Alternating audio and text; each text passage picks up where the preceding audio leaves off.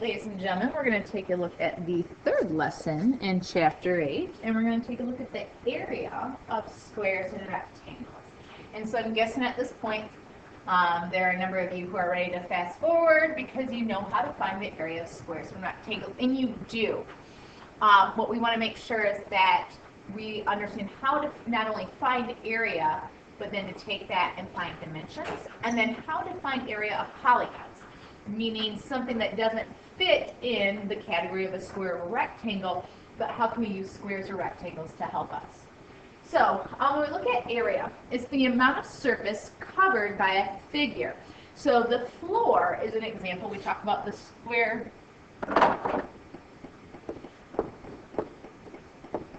We talk about the area of the floor. The surface that is covered by the floor. A wall. We talk about the area of the wall is the surface that it covers. Okay, and so these are only, we talk about area with two-dimensional figures.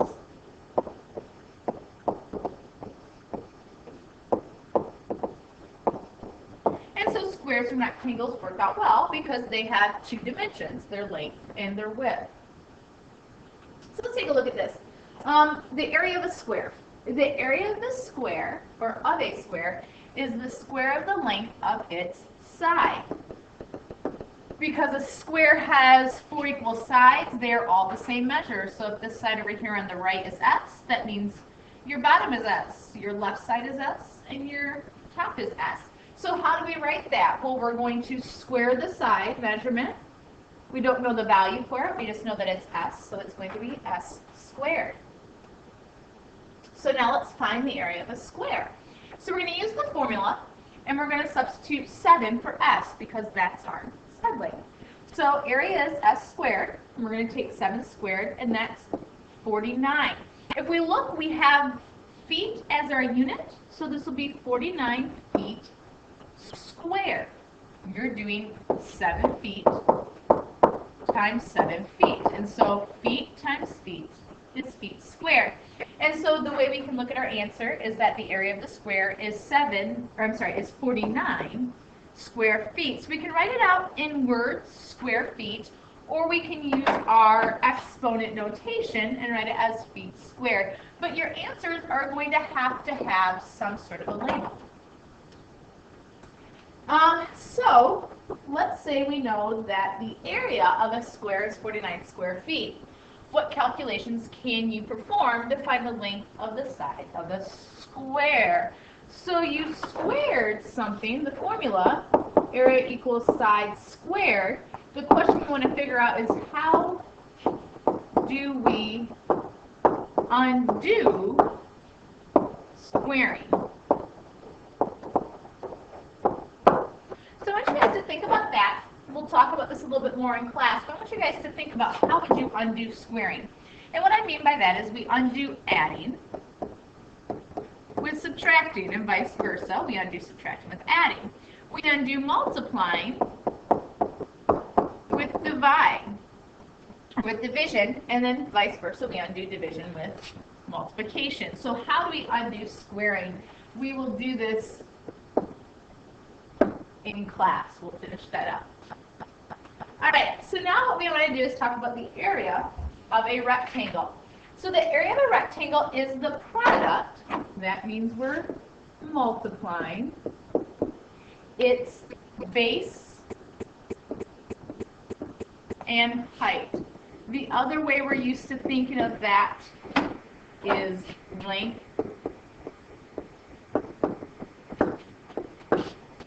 and width. Many of you, if I were to just ask you that question, would say length and width. So area equals B times H, base times height. So example 2 is finding the area of a rectangle. So we want to find the area of the rectangle. We're going to substitute 5 for the base and 3 for the height. So we have 5 times 3, which is 15. We need to think about our labels. These are centimeters. So it's going to be centimeters squared because we had 5 centimeters times 3 centimeters. And so we have centimeters squared. we can write it out as the area of the rectangle is 15 square centimeters. So one of these two labels, either square centimeters or centimeter squares, squared, shows up when we're looking at rectangles. So like I said, at this point, this is probably a lot of review. I feel like we used area last year in algebra. I know you've seen it in elementary school because I've worked on it at home with homework for my kids. So right now we should be very comfortable. All right, so our follow-up. Find the area of the figure at the right using the formula for the area of a square. So the area of a square is s squared, so that's 4 squared, which is 16, and we're going to have inches squared. So now we want to find the formula, find the area of the figure above, so that same figure that we used, using the formula for the area of a rectangle. So we need to do base times height. So the base is 4, this is our base. We're going to multiply by our height. This is our height. And so once again, we get 16 inches squared. So the question I want you to answer for me is this. Why can you use either square or rectangle formula to find area? So I want you guys to do now, and we will check in class. All right, so now what we're going to do is start finding dimensions.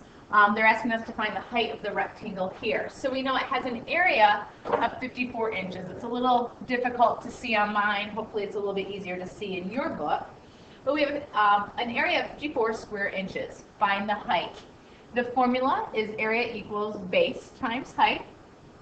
The area is 54, so we're substituting what we know. So 54 for the area. We're going to substitute 9 for B.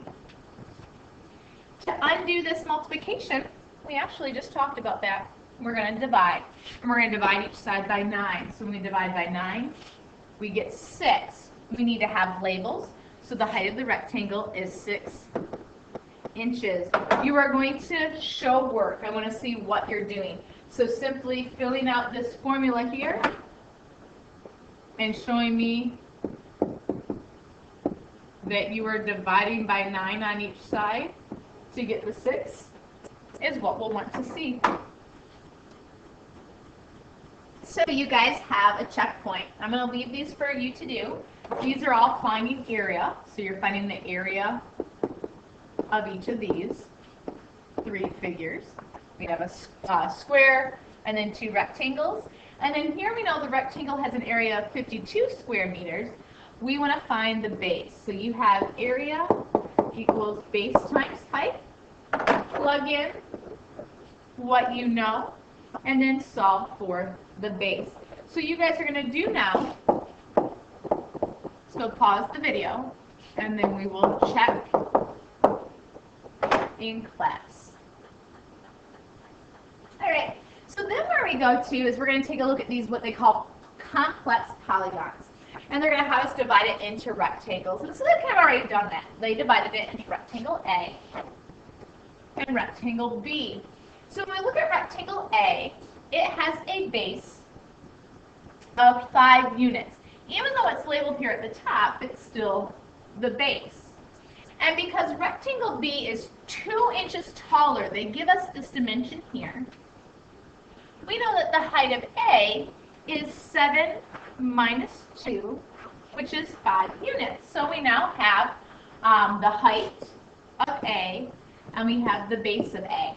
So we want to do the same thing for B. If I look at B, the height is rather easy to see here. So I know the height is 7 units. Notice because there's no measurements given, we just label it with units. And then the base of B is the total 9 minus the base of A. So we're going to have to do 9, but we have to cut off these 5 units. If there's 5 units here, there's 5 units here. So 9 minus 5 gives us a length of 4. Or a base of 4. So we have dimensions now for B. We have dimensions for A. So how do we use those? We're going to use those to find the area of a complex polygon. So if we take a look at this, we need to divide it up. So we're going to divide it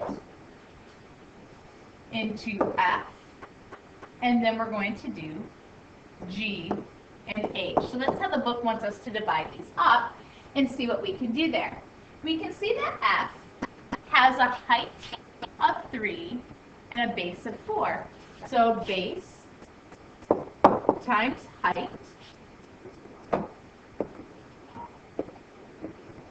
is 12 square centimeters.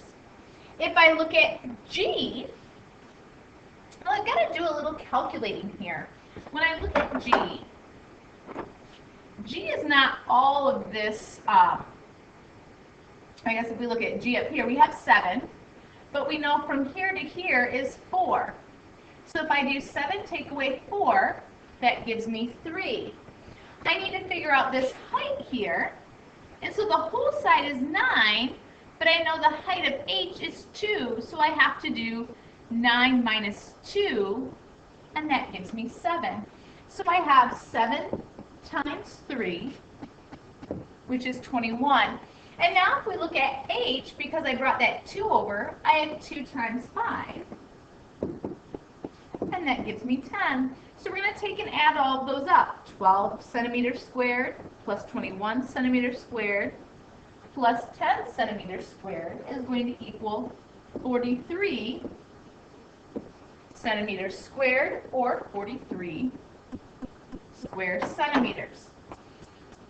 For the follow-up, they want us to take that same example and find another way to divide that up. So we are going to make this an in-class project at your table. So save this follow-up for in-class. For number 5 for checkpoint, and for number 6, they've kind of already divided your rectangles. So they want to give you an idea of how to do those. If I look, this rectangle is 3 by 7. So for this top one, if I call that A is equal to 3 times 7, which is 21 inches squared. I need to now look at B. Well, I know that this whole side is 6. I can carry this 3 over. 6 minus 3 leaves me with 3 down here. I need to find this, I know this length is 7. I know that from left to right is 4. So when we think about having a total of 7 all the way across, and this small section goes over 4, this leaves me with 3 inches. So for this B, we actually have a square of 3 times 3, which is 9 inches squared. Guys, these problems are usually a little bit easier for those of us who are good with our spatial reasoning. Those of you who struggle seeing the connections there, we'll need to work together with these in class. But start getting used to carrying these measurements over. But now we're going to add those together, and we get 30 inches squared. So for number 6, they give you a rectangle there. They give us a little rectangle here that we can work on, and then they give us a big rectangle here. So see what you guys can do with those, figure those out, and we will see you guys tomorrow.